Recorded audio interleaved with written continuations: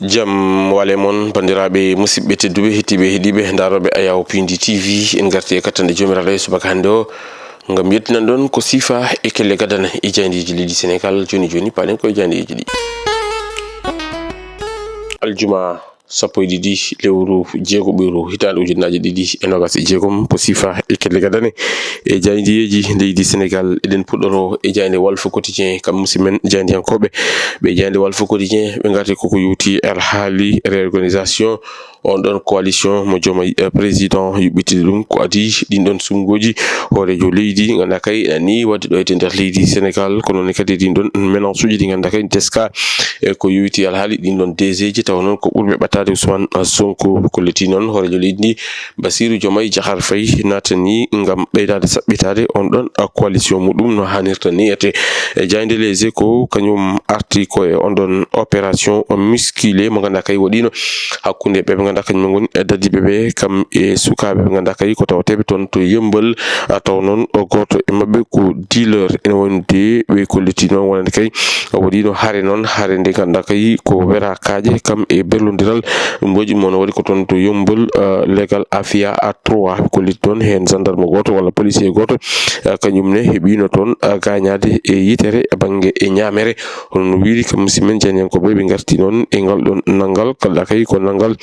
gulgal jaw hono no wiiri kamɓe musidɓe men jayndiyankoɓe ganduɗa kay kamɓe goni jaynde Les Échos kono noon jaynde nde arti e o ganduɗa kañum hoorejo leydi France Emmanuel Macron ɓe mbi ko yuti alhaali ngal ɗon kuulal ngal Sénégal ƴettino ko yuti e ngam ɓeydade sattitinde kuule ɗe ganduɗa kay ene pawe e ɓen ɓe ganduɗa kañum goni député gorkati en ɗo e nder leydi Sénégal e wonde France kañum kam naati e gueɗe ɗe waɗi mobilisé ɓe ganduɗa kañum goni alliéji mum nangoramɓe ɓum ngam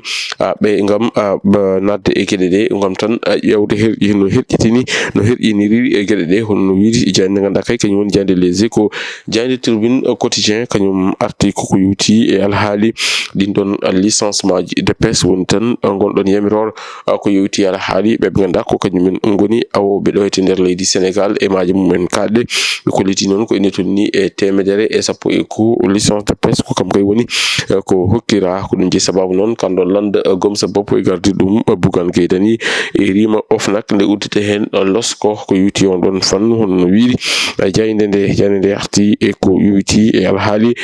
gartugol Ousmane Sonko toon to suudu sarɗiji leydi Sénégal ko nguɗi on ganduɗa kañum woni juge Dème ine tawe e jaynde nde arti ɗon e ko yuti alhaali gartugol Ousmane Sonko toon to suudu sarɗiji e hattan on ganduɗa kay kañum woni cour conseil constitutionnel ɗum kala ine tawe e jaynde ganduɗa kay kañum woni jaynde Tribune Quotidien li Quotidien kañum arti koye goɗɗum ko yuti alhaali kay haaletno ko ɗo e ɗe balɗe jowtude walla ni o dumunno foof ɗum koko yuti alhaali Azer kam musidmen jayndiyankoɓe ɓe garti noon ɓe mbi ko bombe kay o woni ko yaltini o mo ganduɗa kañum woni Thierno Alassane Sall ko yuti alhaali ɗin ɗon 37 milliards taw koppareje meɗen franc CFA o wi ko laamu leydi Espagne walla ni ñawoje leydi Espagne kañum kay tini on ɗon scandale hani jabtima hen o holliti omo andi holɗo 37 milliards ɗi ndewi ko noon kadi hol ñamɓe ɗin ɗon 37 milliards e complice uji muɗum o wi foof omo andi ko noon kadi o holliti e ñalawma hande o woni aljuma hande o mo andi wadde kuccam hakkude makko e jayndiyankoɓe ngam ɓeydade laɓɓitinde e gueɗe ɗe ha laaɓa ceerra hono no wiiri kam musidmen jayndiyankoɓe kono noon jayde nde arti jagoɗo kalfinade ko yuti e communication ɗo e nder leydi Sénégal Bakary Sarr jagoɗo kesso o wirti jungo wonande kay dendagal acteur aji dilloji e on ɗon fannu nde ɓe mbawata gollorade hono no wiiri e jayde nde ƴeewoyen jayde ganduɗa kay ko kañum woni jayde wiyetede libération guilende ɓe berti fileji mabɓe guille nden ha joni de ene wayno haaɓeɗen jokki e jaggude ko yuti alhaali e gueɗe député gorkati ko ɗum ji sababu noon ɓe garti e on ɗon liste mo ganduɗa kay ko naggaɓe taw noon nanguira koye gueɗe Ndiaga Seck kolliti oɗo saaha kay Ndanan Seck faya kay ko e nangle goɗɗe golliti noon caggal jaggugol étudiant goto ɗum won noon o waɗi feere kadi ha gueɗe ɗe te woodi ɗo banggue goɗɗo modum udditi hono no wiiri kam musidɓe jani ko be dum fofu non wadi dum ko be ngana kanyum ngoni dik tawatebe ton to Linguère toyete hono no wiiri e jande Témoin quotidien kanyum article e ko yuti ala haali grosse révélation mo ngana kay Thierno Alassane Sall enani dum wadde dum ko yuti e din non capantati jiidi milliard ko preñ men français fa ko yuti ala haali Azer mbi ko Thierno Alassane Sall holliti kay nyalom hande o ma wat kuccama ko dum e jandi yankobe ngam wawde sartide gede de ha wawa labde e koye besnguli di dum woni ko tawate e jande Témoin quotidien ko on saha non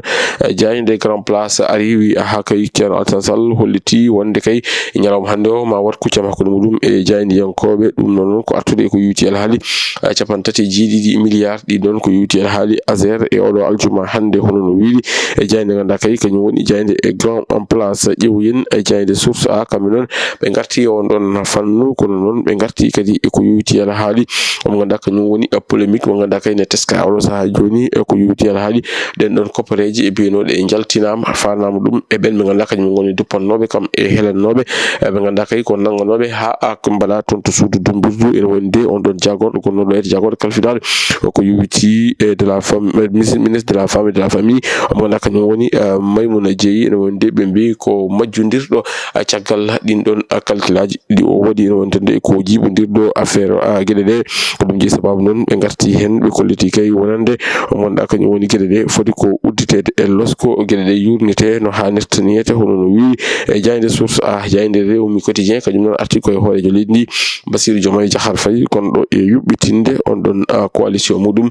ko adi tan ɗum ganda kay kañum woni woji hoorejo leydi tijjadi ɗo ete nder leydi Sénégal ɓe mbi ko Diomaye oɗo saha kay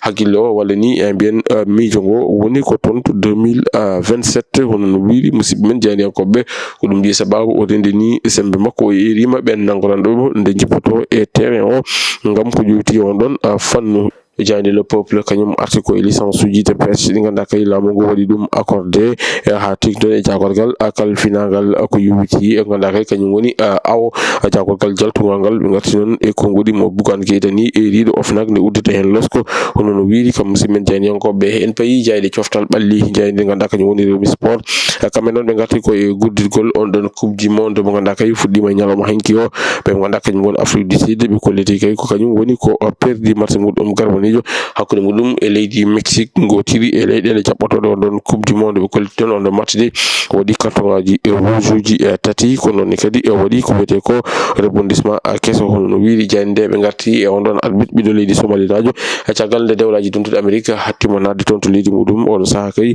ɓe ganda kañum woni UEFA holliti omo jeeya e ɗiɗon arbitre aji ganda kay ne ganni wadde arbitré on ɗon super coupe d'Europe jayde ganda kañum woni au point acti sport kamɓe noon ɓe garti ko équipe ngendiji mo leydi Sénégal ɓe kolliti kay on ɗon classement mo FIFA Sénégal wasi toɓɓere wotere e jippima wonti oɗo saha joni e 15e sur la classement mo FIFA ɓe gattini kadi puttal ngal Afrique du Sud mo ganda kay ko Afrique du Sud mo hay goto heptinani ko ɗum woni ko ɓe mbi e oɗon match ouverture ko yuti alhaali on ɗon coupe du monde de football baɗow toon to dowlaji dentude Amérique bandiraɓe musidɓe tedduɓe hettiɓe heeɗiɓe daraɓe Ayaw Pindi TV kasi ha laaɓi ceer ko ɗum ɗo woni komin kemno rubinalade ko sifa e kelle gadane yoga e jayndiyeji leydi Sénégal adi meɗen e rubinde jayndiyeji ɗi wonata ko altine soko weeli gueno ɗo e nden mimi on jokke ɗoftade kam e rewindade programme uji ɗi Pindi TV woto jejjite waɗe abonné commenté kam e partagé Allah jarama on jarama aljuma mubarak.